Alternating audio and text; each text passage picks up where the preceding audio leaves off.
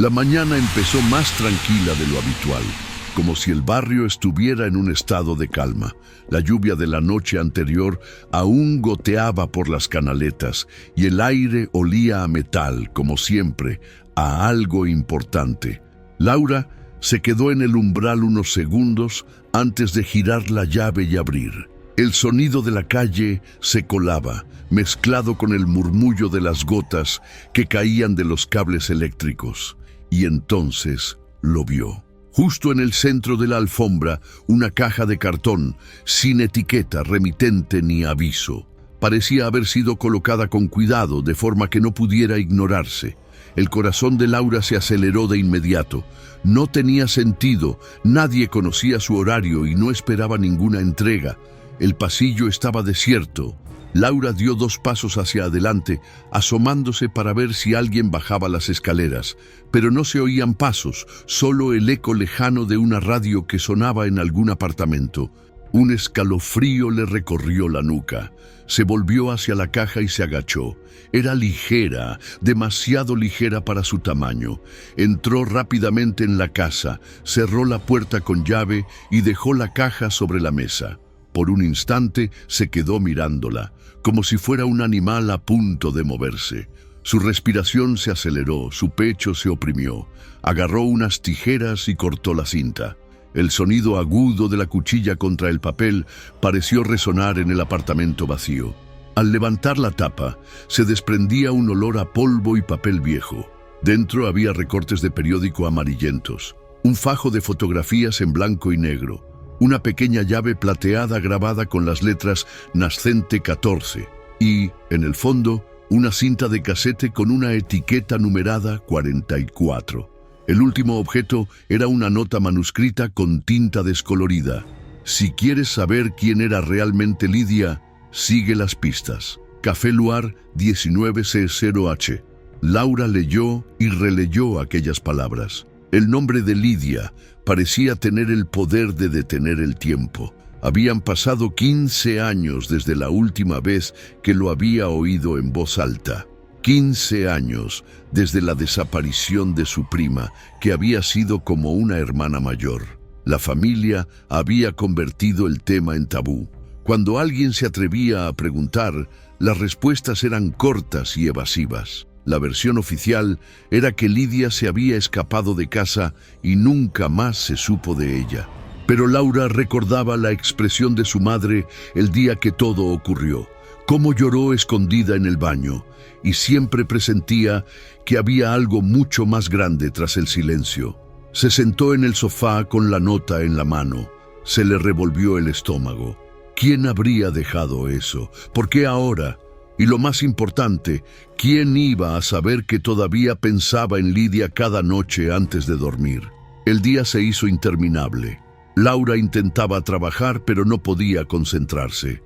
No dejaba de pasar los dedos sobre la tecla, como si pudiera responder a algo. Buscó rápidamente en internet, pero Nascente 14 no parecía tener ninguna referencia directa, ni dirección, ni establecimiento.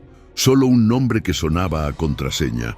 Cuando el reloj dio las 6:30, Laura se levantó.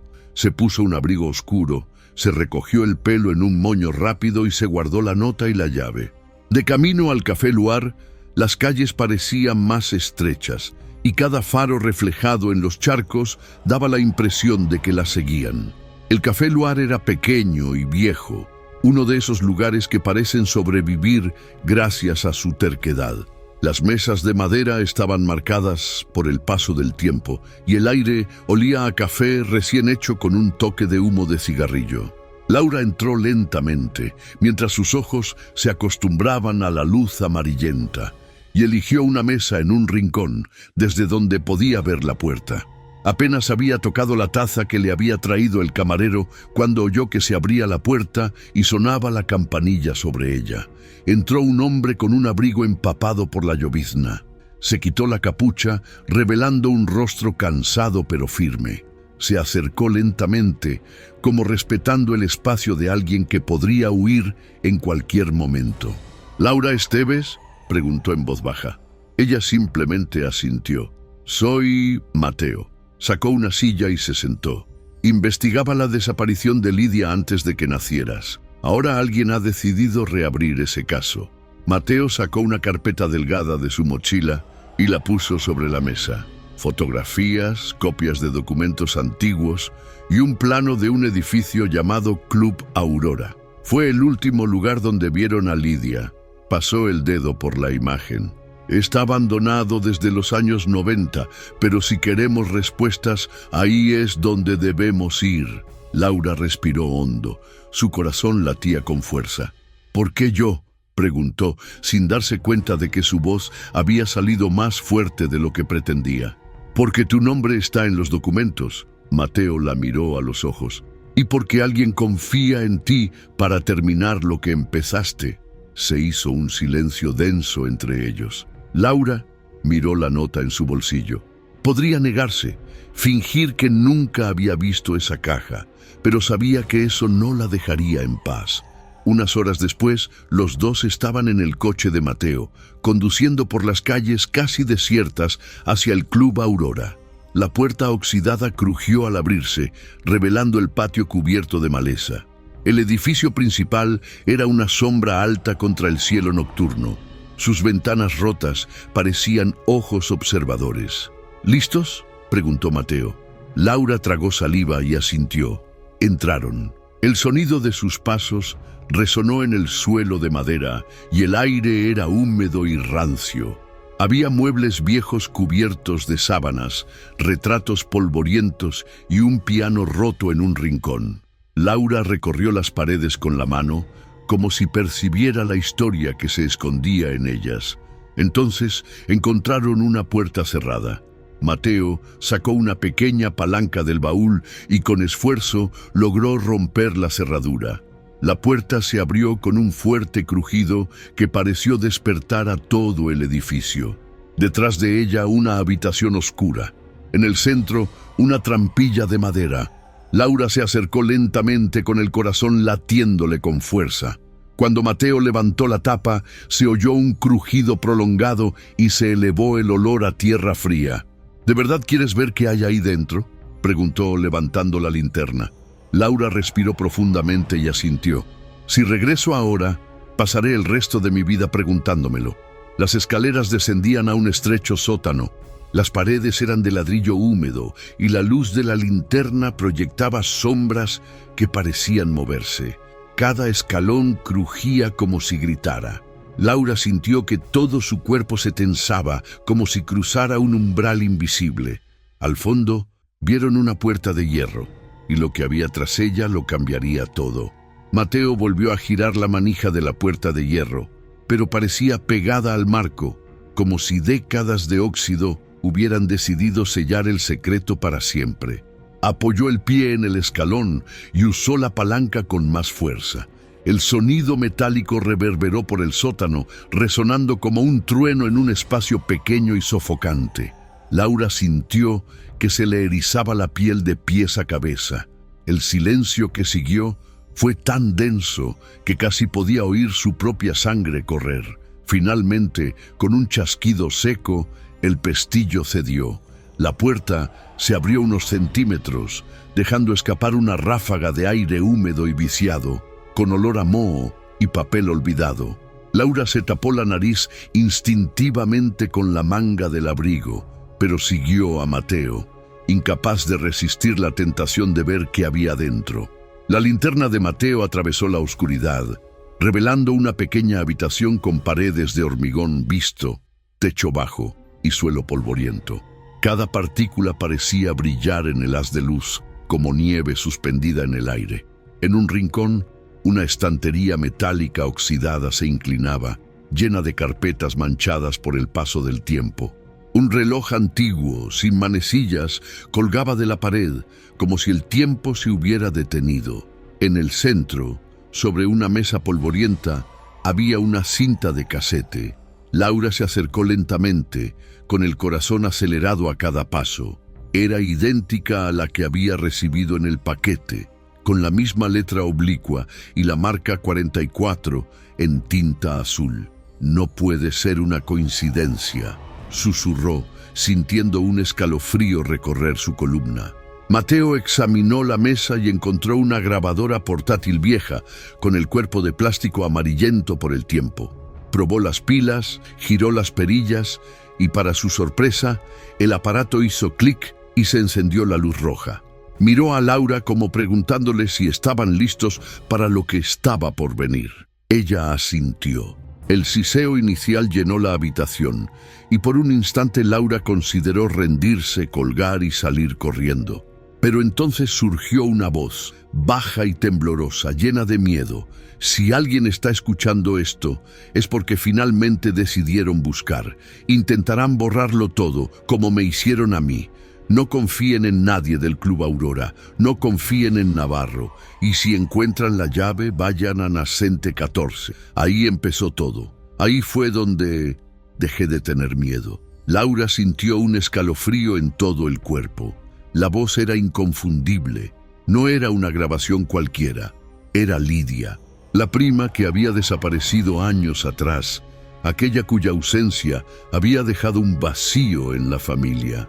Escuchar esa voz, después de tanto tiempo, fue como regresar a su adolescencia, a los días en que ella y Lidia compartían secretos en sus habitaciones, riendo suavemente para que los adultos no las oyeran. Los ojos de Laura se llenaron de lágrimas. «Dios mío, es ella», murmuró, casi sin aliento. Mateo pausó la cinta y colocó su mano sobre su hombro. «Esto lo cambia todo», dijo con seriedad. «No se trata solo de una desaparición, es una confesión grabada, es una denuncia». Antes de que pudieran escuchar más, un sonido resonó desde arriba. Fue un golpe sordo, como madera cediendo bajo el peso. Laura sintió un nudo en el estómago. Se miraron con los ojos muy abiertos. Otro sonido siguió. Pasos, lentos, pesados, resonando como tambores en el suelo de madera. Mateo apagó la linterna de inmediato, sumiéndolos en la oscuridad. Laura sintió que el corazón le latía con tanta fuerza que resonaba en la habitación. Podía oír su propia respiración agitada e intentó controlarla, apretando los labios para no emitir ningún sonido. Las tablas del suelo crujieron cada vez más cerca.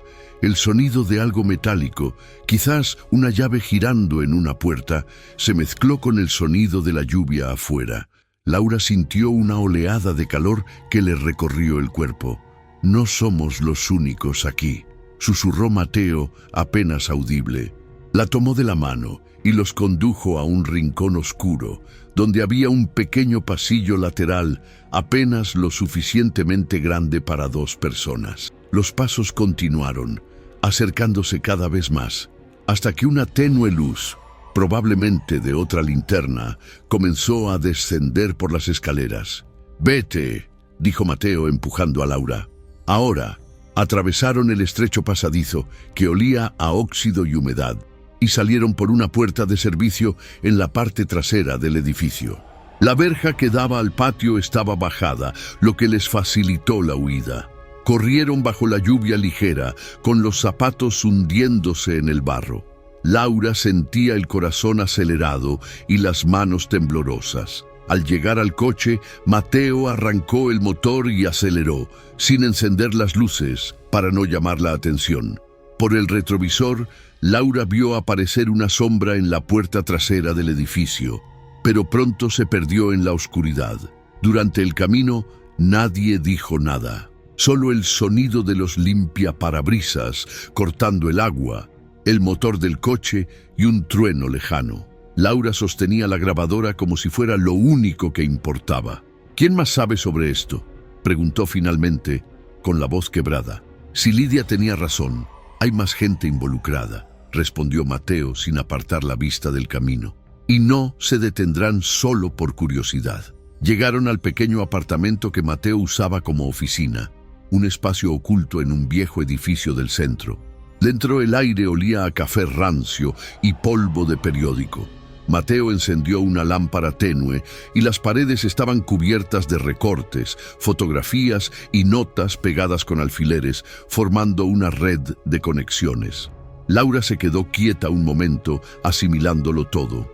Reconoció rostros en las fotos, políticos, empresarios, gente que aparecía en las páginas de Sociedad, y en la esquina de una de las imágenes, casi recortada, vio algo que le encogió el estómago. Su madre, Teresa, mucho más joven, sonriendo junto a un grupo de personas. «Mi madre», dijo en voz baja tocando la foto. Nunca dijo que estaba allí. Mateo se acercó y examinó la imagen. «Eso explica por qué siempre evitaba hablar de Lidia», dijo. «Si la familia estaba involucrada de alguna manera, la verdad podría destruirlo todo». Laura se sentó, sintiendo el peso de la revelación. Los recuerdos llegaron en oleadas. Su madre llorando sola en su habitación, su padre en silencio durante la cena, la sensación de que algo siempre andaba mal en esa casa. «Me lo han ocultado toda la vida», murmuró, «y ahora quieren que me calle». Mateo se arrodilló frente a ella. «¿Quieres continuar? Porque si lo haces, se pondrá más peligroso». Laura levantó la cara. Las lágrimas seguían fluyendo, pero había algo diferente en sus ojos, una nueva firmeza, una ira que la hacía sentir viva. Más que nunca, antes de que pudieran planear su siguiente movimiento, un sonido metálico resonó afuera. Mateo corrió hacia la ventana y discretamente corrió las persianas. Un coche negro estaba estacionado al otro lado de la calle, con el motor en marcha y las luces apagadas. «Nos siguieron», dijo, volviendo hacia Laura. «Coge la caja. Salgamos por atrás». No lo dudó. Metió la cinta, la nota y la llave en su mochila con el corazón acelerado. Salieron por la escalera de incendios que crujía a cada paso y llegaron al callejón empapado por la lluvia. El agua goteaba por las paredes y el aire olía a óxido y basura mojada. Mateo se subió la capucha y le hizo señas para que lo siguiera. Corrieron hasta la siguiente calle, donde había un viejo taxi estacionado. Subieron, con los asientos mojados y el aire oliendo a gasolina. «A cualquier lugar lejos de aquí», le dijo Mateo al conductor con voz firme. En el asiento trasero, Laura se aferraba a su mochila como un ancla. Todo su cuerpo temblaba, pero su mente estaba más despejada que nunca. La voz de Lidia resonaba sin cesar. «Naciente 14, ahí empezó todo». Miró por la ventana una última vez. El coche negro seguía allí, como una sombra que se negaba a desaparecer. Laura supo que esa noche lo había cambiado todo.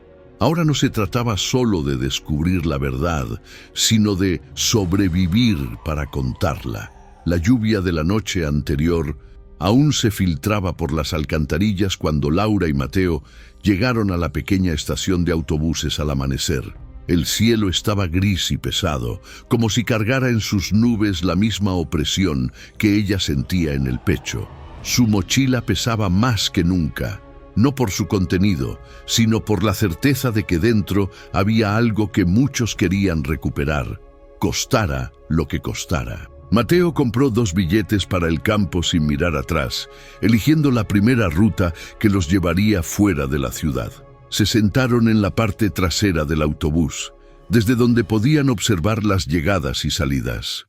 Laura mantenía la mirada fija en la ventanilla, intentando ignorar la sensación de que alguien pudiera estar observándolos. El camino parecía interminable, y cada vez que aparecía un coche en el retrovisor, su corazón latía más rápido.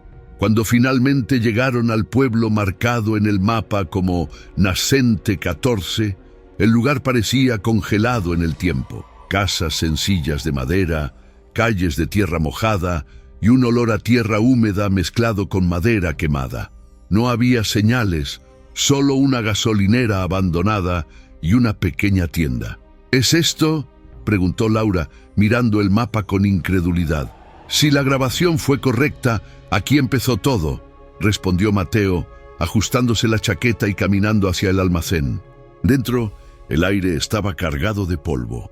Una radio vieja reproducía música a lo lejos, y el dueño, un hombre mayor con sombrero, los observaba en silencio. Mateo se acercó al mostrador y preguntó por el nombre que Lidia había mencionado en la cinta. El anciano se detuvo un momento evaluándolos y luego miró discretamente hacia una puerta trasera. «¿Quién te envió?», preguntó en voz baja. «Lidia», respondió Laura sin dudarlo. Dejó un mensaje. El hombre respiró hondo y les indicó que lo siguieran. Atravesaron una cortina de lona y entraron en un almacén con poca luz. Allí, el anciano sacó un maletín de cuero lleno de polvo de debajo de una tabla suelta del suelo.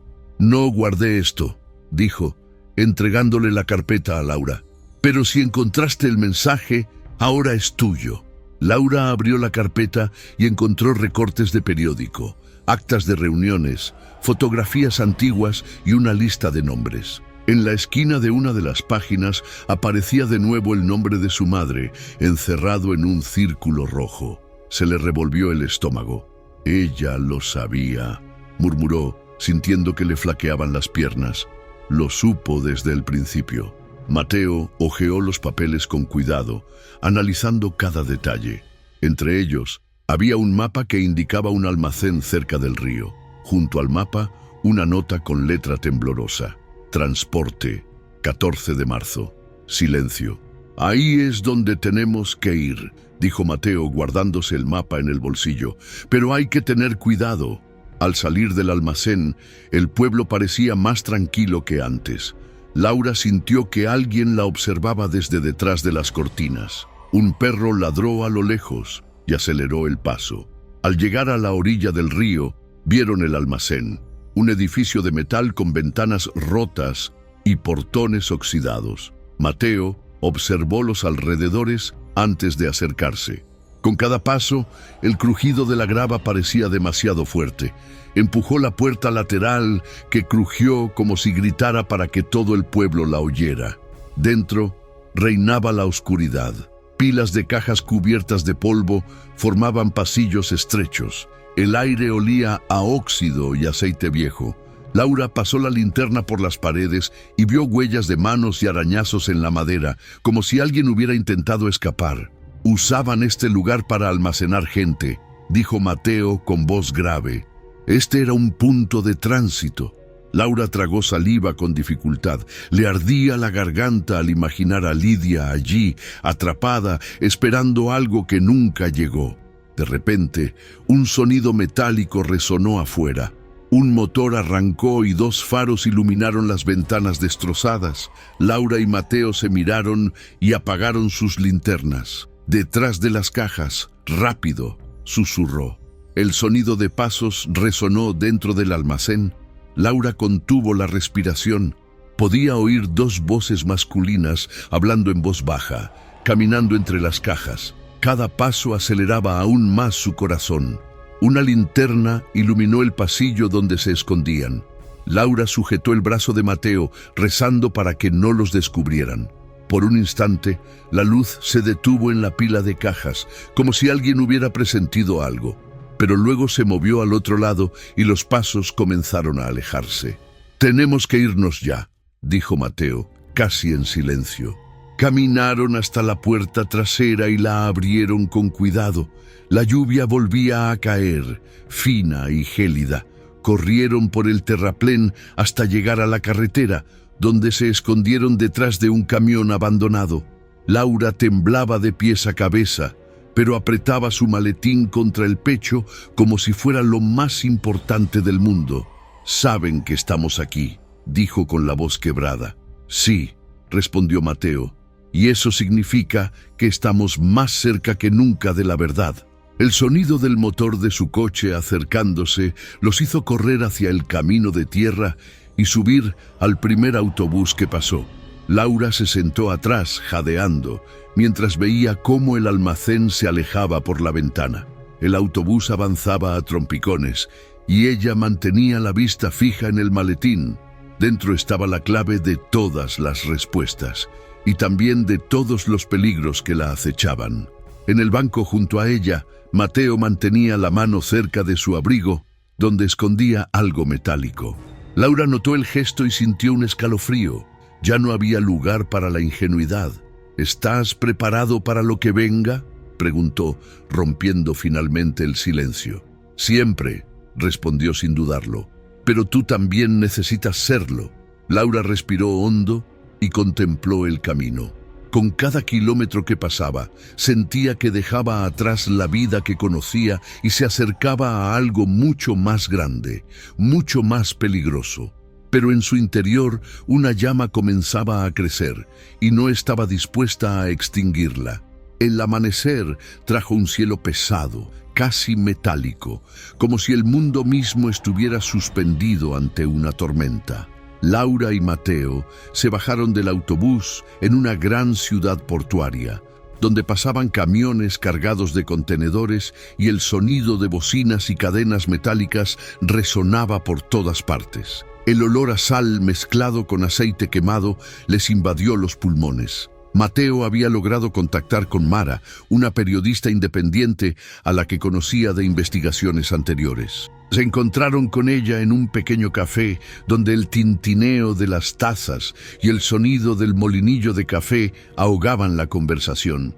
Mara era joven, pero tenía una mirada dura, de esas que han visto amenazas de cerca. Laura extendió los papeles sobre la mesa señalando los nombres, las fechas y el mapa. Mara lo leyó todo con atención, frunciendo el ceño. «Eso es importante», dijo finalmente. «Pero no basta con publicar sin pruebas concluyentes. Me demandarían hasta quedarme sin recursos. Se necesita algo irrefutable, una foto, un registro oficial, algo que vincule directamente estos nombres con el crimen». Laura sintió que se le encogía el corazón. Pensó en lo que habían encontrado en el cobertizo y en las huellas de manos en las paredes. Sabía que eso era prueba suficiente para ella, pero no para el mundo. Mateo se inclinó hacia adelante. «Hay un segundo cobertizo», dijo. «Un lugar que todavía usan. Está a unos kilómetros de aquí, cerca del río».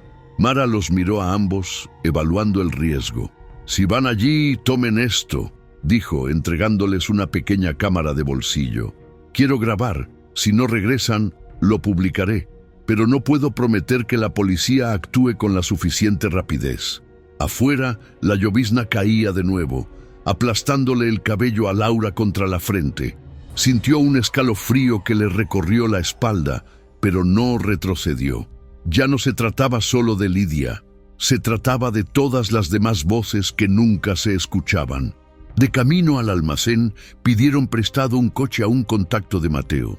El camino era de tierra, lleno de baches, y cada bache parecía una advertencia para dar marcha atrás. Laura no apartaba la vista del retrovisor, segura de que un faro lo seguía. Cuando llegaron, el lugar parecía completamente desierto, almacenes alineados como centinelas silenciosos, portones oxidados, charcos que reflejaban el cielo gris. Mateo apagó el motor a unos metros y le indicó a Laura que lo siguiera a pie. Entraron por una abertura lateral, agachándose para no hacer ruido. El aire dentro era más denso, cargado de óxido y moho. Pilas de cajas y barriles formaban un laberinto. A lo lejos, un zumbido metálico indicaba la presencia de maquinaria, quizá generadores. Laura sacó su cámara del bolsillo y empezó a grabar, enfocándose en las marcas de envío de las cajas, las etiquetas que coincidían con las listas que tenían. El obturador sonó como un disparo en el silencio. De repente, un golpe seco resonó cerca de la entrada. Una puerta se cerró de golpe. Laura y Mateo se miraron y entonces oyeron voces. Alguien venía. «¡Por aquí!», susurró Mateo, llevándola detrás de una pila de barriles. Entraron 3 hombres, hablando en voz baja, pero sus palabras eran bastante claras. Hablaban de que la carga salga de noche y de asegurarse de que no haya nadie cerca para verla. Laura sintió que se le cortaba la respiración. Estaba tan cerca que podía oír el sonido de pasos sobre el cemento y el chirrido de botas mojadas. Uno de los hombres se detuvo y encendió un cigarrillo, iluminándole el rostro por un instante. Era el mismo que había visto en el reflejo del cristal semanas antes. Mientras los hombres se alejaban, Mateo le hizo una señal para que corriera. Salieron por la parte de atrás, con el corazón latiendo con fuerza. Pero antes de llegar al coche, uno de los hombres apareció por la esquina y se pusieron a correr frenéticamente. Laura y Mateo corrieron hacia el vehículo, oyendo pasos a sus espaldas. Una bala impactó a centímetros del pie de Laura, haciendo saltar chispas. Subieron al coche a toda prisa y Mateo arrancó el motor de un tirón. Las llantas patinaron en el lodo, levantando una lluvia de agua sucia. El coche aceleró por la estrecha carretera y los faros aparecieron tras ellos. Laura aferró su maletín con fuerza, rezando para que no lo perdieran todo en ese momento. «Agárrense fuerte», dijo Mateo, tomando un giro brusco que casi los saca de la pista. Tras varios minutos de persecución, lograron despistar a los hombres y tomaron un camino lateral que conducía a una antigua cantera. El silencio en el coche era denso. Laura sentía temblar todo su cuerpo, pero la llama que sentía en su interior no hacía más que crecer. «Tienen miedo», dijo con voz firme. «Por eso nos persiguen». Mateo asintió. «Y eso significa que estamos muy cerca de la verdad». Detuvieron el coche en un lugar seguro y revisaron lo que habían filmado. Las imágenes mostraban los códigos de las cajas registradoras, los rostros de los hombres y las matrículas de algunos vehículos. Era más de lo que tenían el día anterior, pero Laura sabía que no era suficiente. «Volveremos mañana», dijo en voz baja pero firme, «y conseguiremos todo lo necesario para acabar con esto de una vez por todas». Mateo la miró fijamente unos segundos, viendo su transformación. Laura ya no era solo una mujer en busca de respuestas, era alguien que había decidido luchar. Esa noche durmieron en un refugio improvisado, con el sonido de la lluvia golpeando el techo como un metrónomo de tensión. Laura mantuvo la mano sobre su maletín mientras cerraba los ojos. Sabía que el día siguiente sería el más peligroso de su vida, pero también sabía que era la única salida.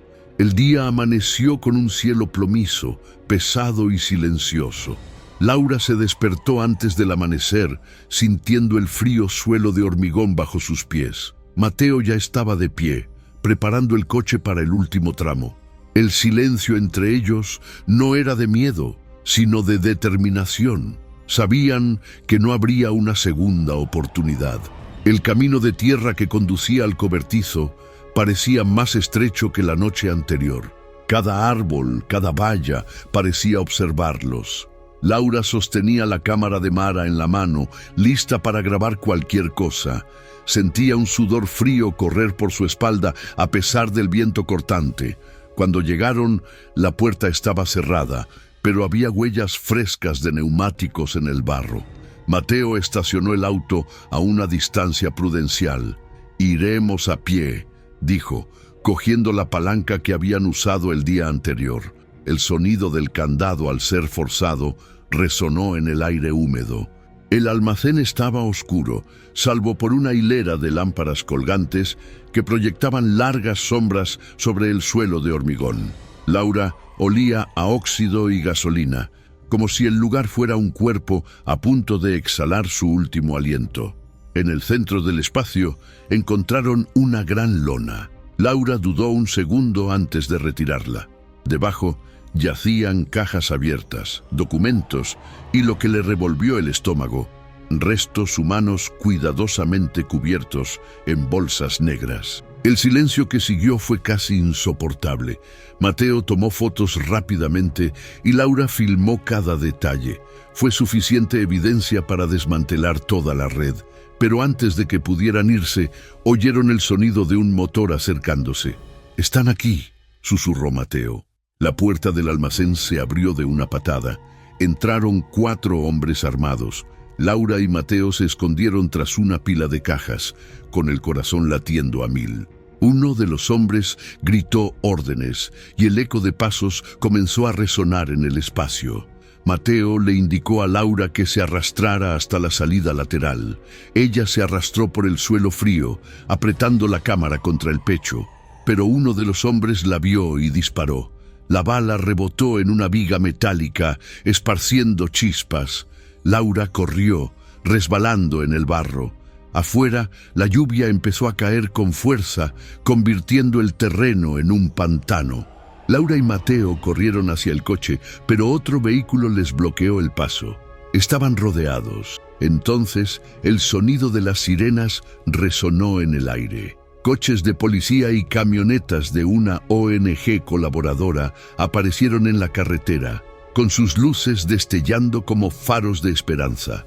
Hombres armados intentaron huir, pero los agentes los derribaron y los arrojaron al barro. La escena parecía un caos coreografiado. Gritos, órdenes, flashes. Laura cayó de rodillas, temblando por completo. El peso de los últimos días finalmente la afectó. Mateo se arrodilló a su lado y le tocó el hombro. «Se acabó», dijo con voz firme. «Lo lograste». Horas después, Laura estaba sentada en una sala de la comisaría, observando cómo catalogaban documentos, incautaban computadoras y confirmaban uno por uno los nombres de la lista. Entre ellos estaba uno que le había dado miedo, el de uno de los socios de su difunto padre. Al día siguiente, los periódicos publicaron titulares: «Red de trata de personas desmantelada. Familia influyente involucrada en un plan de explotación». Laura vio la foto de Lidia en una de las páginas, finalmente reconocida como una víctima, no una sombra olvidada. De vuelta en su pueblo, Laura fue a casa de su madre. Teresa estaba sentada en el porche, con la mirada cansada, como si hubiera cargado con el peso de años de silencio. «Lo sabías», dijo Laura sin enfado, solo con una quebradura en la voz. Teresa respiró hondo, con las manos temblorosas. «Sabía que algo andaba mal, pero nunca tuve pruebas. Intenté advertir a tu padre, y entonces tuve miedo». Los dos guardaron silencio un buen rato, hasta que Laura se acercó y tomó la mano de su madre. No fue un perdón total, pero fue un comienzo. Esa noche, Laura caminó hasta el mirador de la ciudad. El viento era frío, pero el cielo estaba despejado. Tomó el diario de Lidia y lo dejó en la barandilla, como señal de que la historia finalmente tenía un final. Al mirar las luces de la ciudad, sintió que algo se encendía en su interior. La niña que una vez fue, sumida en el miedo y el dolor, había desaparecido. En su lugar había una mujer que había enfrentado la oscuridad y triunfado.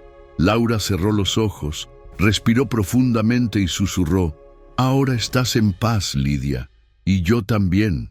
Al levantarse para irse, sintió un extraño alivio, como si hubiera dejado algo allí para siempre. La ciudad seguía viva, pero sabía que, a partir de ese día, su vida sería diferente. No porque el pasado se hubiera borrado, sino porque lo había enfrentado de frente. ¿Y si fueras tú? ¿Hasta dónde llegarías para buscar justicia para alguien a quien amas? Comparte en los comentarios. Tu voz mantiene vivas historias como esta. Y si quieres estar al tanto de cada nueva revelación, suscríbete. Aún tenemos muchas verdades por descubrir.